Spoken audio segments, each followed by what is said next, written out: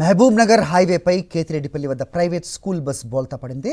నారాయణపేట జిల్లా మరికల్ రిషి స్కూల్కు చెందిన బస్సును అద్దెకి తీసుకుని మణికంఠ జూనియర్ కళాశాల విద్యార్థులు జలవిహార్కి బయలుదేరారు. ముందెళ్తున్న కారును తప్పించబోయి డివైడర్ను ఢీకొట్టి బోల్తా పడింది బస్సు. ఈ ఘటనలో పలువురు విద్యార్థులు గాయపడ్డారు.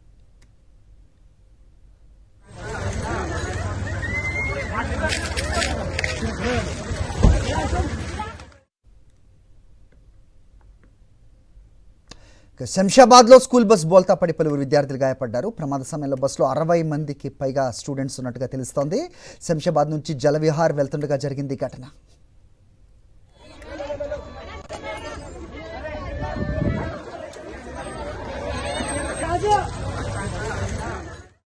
అయితే స్కూల్ బస్సు బోల్తా పడ్డ సమయంలోనే అటుగా వనపర్తి పర్యటన వెళ్తున్న మంత్రి వాకిటి శ్రీహరి తన కాన్వాయ్ని ఆపి బస్ దగ్గరికి వెళ్లారు. ప్రమాద స్థలంలో యాక్సిడెంట్ అయిన కారును మంత్రి స్వయంగా పక్కకు తోశారు. బోల్తా పడ్డ బస్సును క్రేన్ సాయంతో పక్కకు దించారు. హైదరాబాద్ వెళ్లే రహదారిపై భారీగా ట్రాఫిక్ జామ్ కావడంతో మంత్రి స్వయంగా ట్రాఫిక్ను క్లియర్ చేశారు.